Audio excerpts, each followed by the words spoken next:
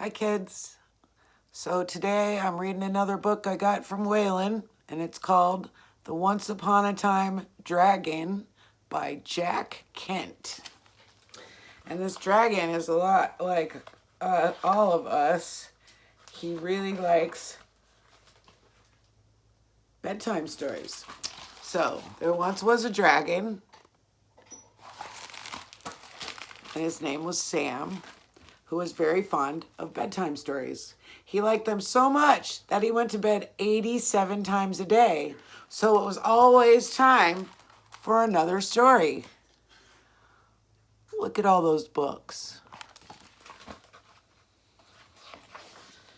The stories he liked best were, of course, the ones with dragons in them. Sam noticed that the dragons often turned out to be handsome princes under a magic spell. It looks like that's someone putting a prince under a magic spell right there. Sam wondered whether he might be a handsome prince under a magic spell, but he thought it unlikely. There aren't many handsome princes in the world these days, but he wondered whether he might be a reasonably good-looking president or even a famous rock star. He's trying that crown on. Or even a famous rock star. Whenever he thought the possibility of becoming a man, Sam got so excited that he breathed fire, which is not a good thing to do in bed and around a bunch of books, I don't think, because this is what happens. The firemen have to come and put out your fire. That's 3 firemen. And the more he thought about it, the surer he became that he was under a magic spell. But how was he to become a man? He tried everything he could think of, but no matter how hard he tried, he couldn't break the spell. He's trying very hard. Then one day, he saw something exciting in a magazine. It was an advertisement for a bodybuilding course. It said, "Be the man you want to become." And it guaranteed results in 30 days. That's like a month. 30 days to become the man you want to be. Sam subscribed to the course, and while he was waiting for it to come in the mail, he tried to decide what man he wanted to become. There he is, waiting for it to come in the mail. The happiest man Sam knew was Mr. Johnson, who sat on a park bench on warm afternoons and fed popcorn to the pigeons. "That's the man I want to become," said Sam. Mr. Johnson does look very happy feeding the pigeons popcorn. So when the package arrived, he worked very hard on the bodybuilding course. There he is, working very hard, and then sure enough, in 30 days, he became the man he wanted to become, Mr. Johnson. That was a bit annoying to Mr. Johnson, who rather logically argued that he had thought of it first. He looks a little surprised to see himself there.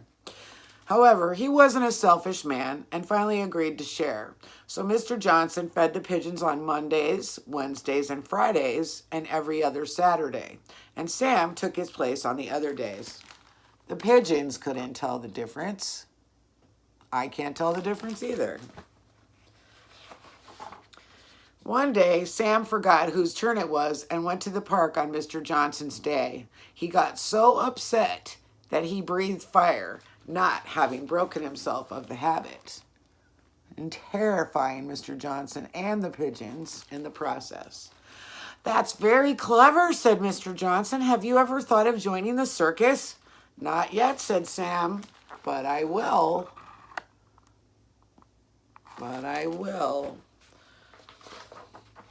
And he thought of it on his very next afternoon off from feeding the pigeons.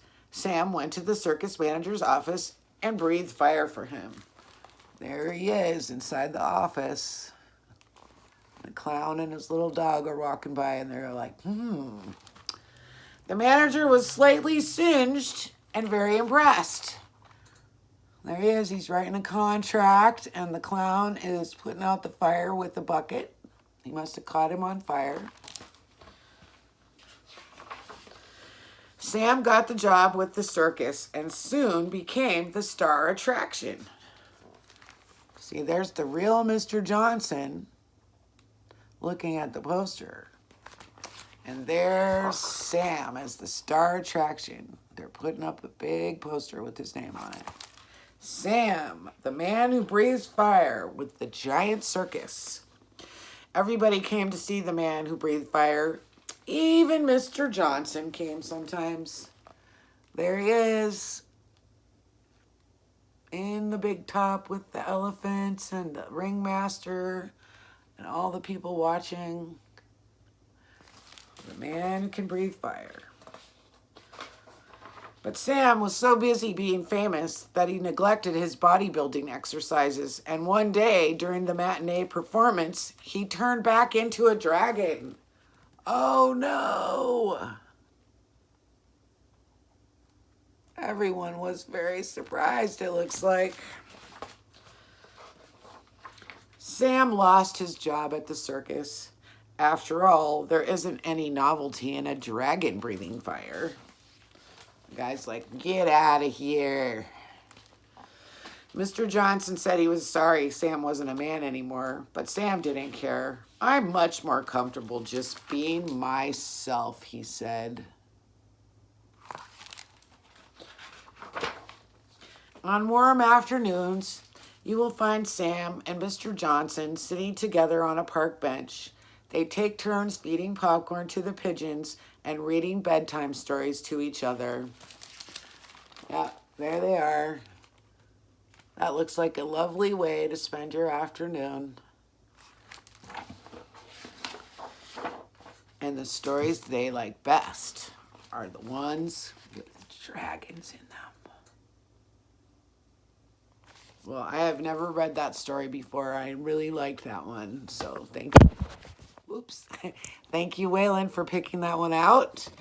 And I just want to say nighty-night to my buddies Sawyer, Luca, Waylon, Stella, Adelaide, Josie, Justin, Hazel, Clayton, Max, Harlow, Isaiah, Raina, and Bodie, and hi, Mom. Nighty-night, everyone.